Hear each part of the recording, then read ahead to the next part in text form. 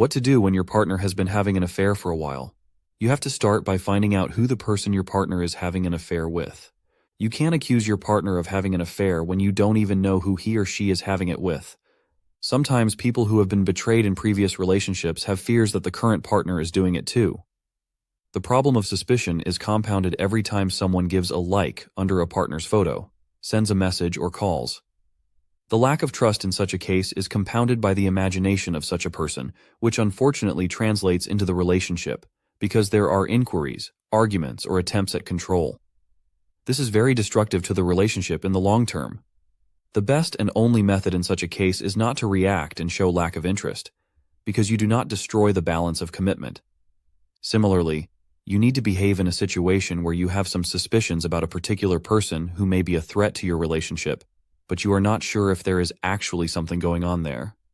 There are situations that your partner is a little less interested than he was before, but there are also normal situations when you go to bed all the time, when you talk very well, but you feel that there is some kind of threat, but you are not yet completely sure whether it is really an affair or not. So, in such a situation, the most important point of action is to strengthen your relationship as well as possible.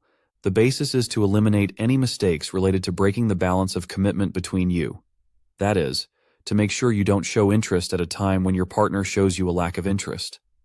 That is, so that you don't hold a grudge, get offended, or show too much jealousy, especially in a negative way, which is what was talked about in the earlier part of this course. This is really a very important thing, so that in such situations, you don't break this balance of feelings. Don't show your desperation. Don't show too much jealousy. Don't transfer this uncertainty of ours to our partner, because most often it won't give us anything.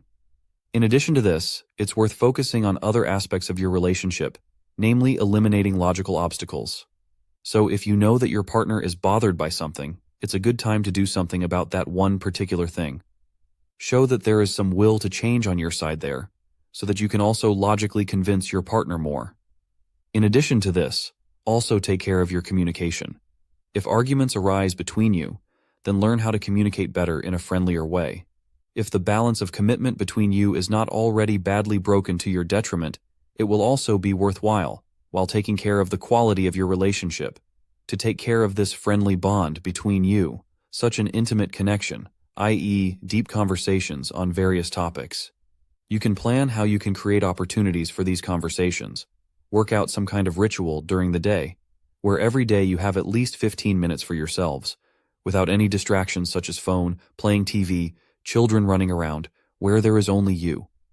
Where you can spend quiet time with each other, find out what's going on in your lives, and also bring up some deep topics that will bring you all the closer together. If you already know that there is an affair there, it is worth finding out at what stage the affair is. The shorter it lasts, the easier it will be for you to straighten it out.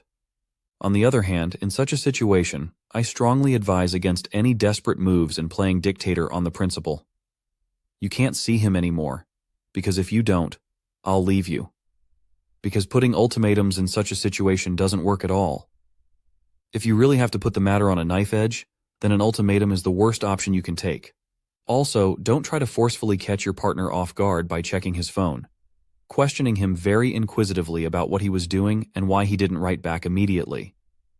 Because the more negative it sounds, the more your partner will feel cornered, the more you will start to distance yourselves from each other. So, any such desperate moves like trying to limit your partner's freedom, bans or orders of any kind, will only damage your relationship and won't save your relationship at all. Prohibitions like, "You can't do this. What's going on here? Explain yourself. How dare you?" will only drive your partner away from you, and you don't want that. In such a way, you show your frustration, we show our insecurity, you show weakness. In such a total negative way, we push our partner away, we do all the worst possible things to push them even further towards the affair. Honestly, this is how it works, and it works on both sexes equally. It is very important not to make mistakes, because you can, with your jealousy, destroy weeks of efforts and repeat the whole process. Some mistakes always occur, so it's definitely better to avoid situations in which you can show your weakness and do things that actually work, which is, first of all, to focus on repairing the relationship. On the other hand, never give prohibitions, orders, give threats, or check your partner by force. This is something that is a big mistake and will drive him away. To dispel any doubts, if you have on this subject, I would like to draw your attention to one very important fact, that you cannot force your partner to do anything, and you cannot police your partner. If your partner does not want it himself, you cannot force your partner to want to be faithful to you.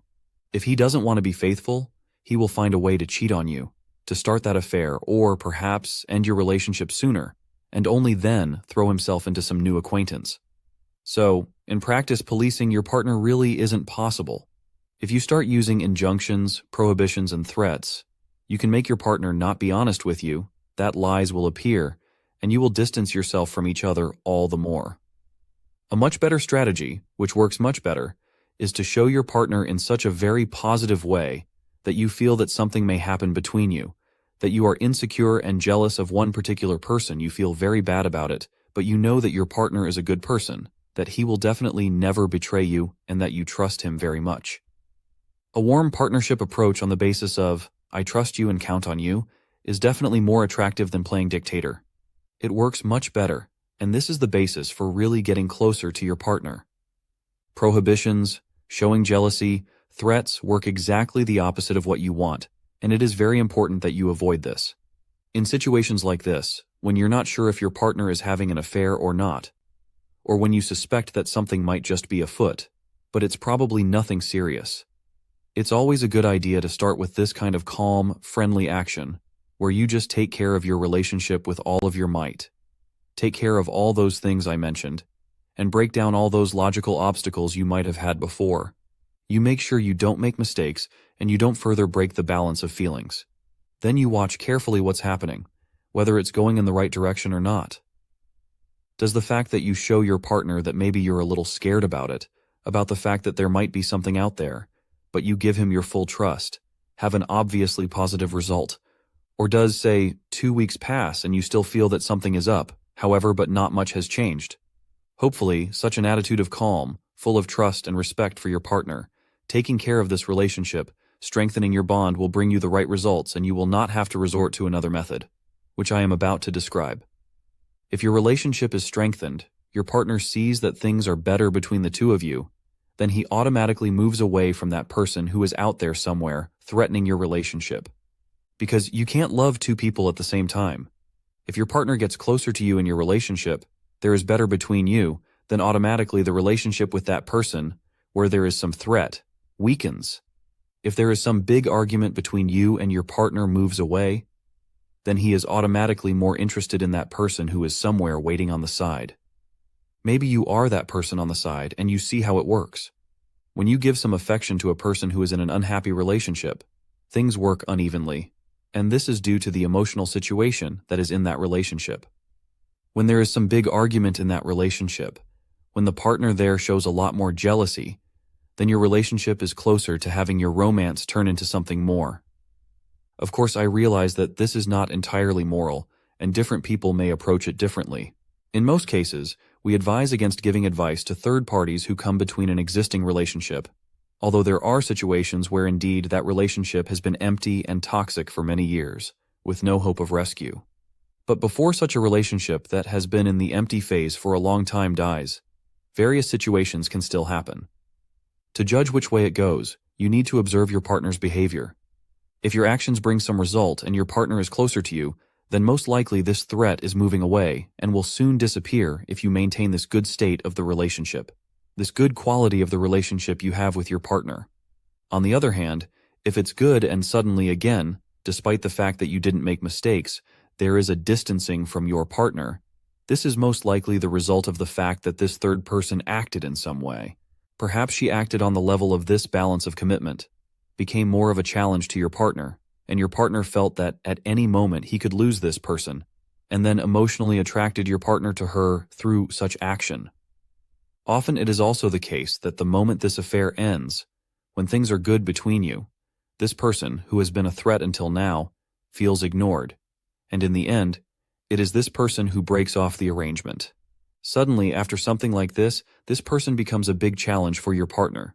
Your partner feels that he or she might lose something valuable and therefore starts to care more. You need to observe this and not slack off, but work on improving the quality of your relationship. So, this is how it works more or less. If you manage not to make glaring mistakes and have a lot of self-denial to improve your relationship, it should be enough. On the other hand, if you started resuscitating the relationship too late, then much more drastic steps will have to be taken. I invite you to the next section. If you liked the material, leave a like and send it to a friend or someone close to you who may benefit from this knowledge. If you want to support our work and help us create more valuable videos, there is a link in the description.